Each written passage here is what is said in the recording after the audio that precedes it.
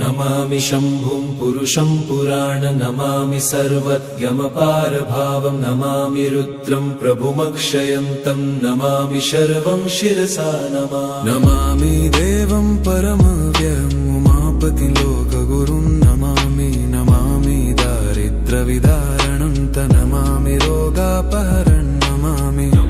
कल्याणमचिन्त्यरूपं नमामि विश्वोद्भबीजरूपं नमामि विश्वस्थितिकारणं नमामि संहारकरं नमामि गौरीप्रियमव्ययं तं नमामि नित्यं क्षरमक्षरं तं नमामि चिद्रूपममेयभावं त्रिलोचनं तं शिरसा नमामि कारुण्यकरं भवस्य भयङ्करं वापि सदा नमामि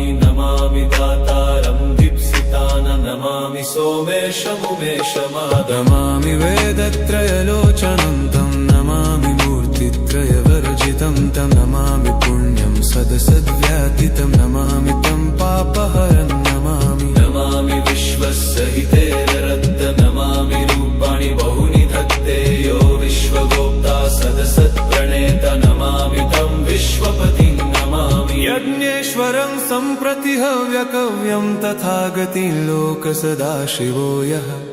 आराधितो यश्च ददाति सर्वा नमामि दानप्रियमिष्टदेवं नमामि सोमेश्वरं स्वतन्त्रम् उमापतिं तं विजयं नमामि विघ्नेश्वरनन्दिनाथं पुत्रप्रियं तं शिरसा नमामि देवं भवदुःखशोकविनाशनं चन्द्रधरं नमामि गङ्गाधरमीशमीड्यमुमाधदं देववरं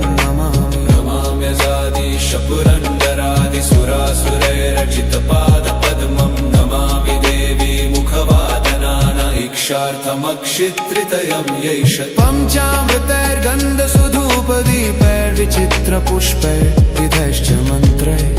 अन्नप्रकारैः सकलोपचारैः सम्पूजितं सोममहं नमामि शम्भुं पुरुषं पुराण नमामि शरणं त्वमपारवाम नमामि रुद्रं प्रभुमक्षयन्त नमामि शर्वं शिरसा नमामि देवं परमव्ययम् उमापतिं लोकगुरुं नमामि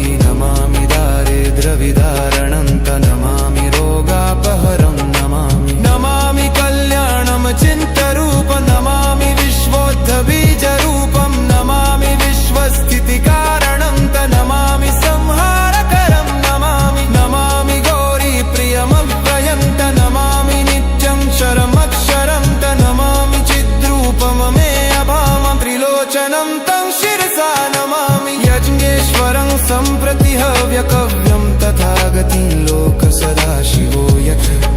आराधितो यश्च ददाति सर्वा नमामि दानप्रियमिष्टदेवं नमामि सोमेश्वरं स्वतन्त्रम् उमापतिं तं विजयं नमामि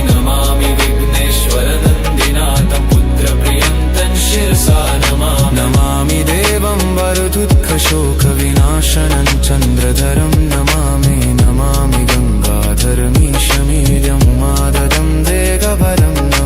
नमामि कल्याणमचिन्त्यरूपं नमामि विश्वोद्भबीजरूपं नमामि विश्वस्थितिकारणं नमामि संहारकरं नमामि गौरीप्रियमव्ययं नमामि नित्यं क्षरमक्षरं नमामि चिद्रूपममीयभावं त्रिलोचनं तं शिरसा नमामि शम्नेश्वर सम्प्रति हव्यकवं ततिं कतिं लोकसदाशिवो यः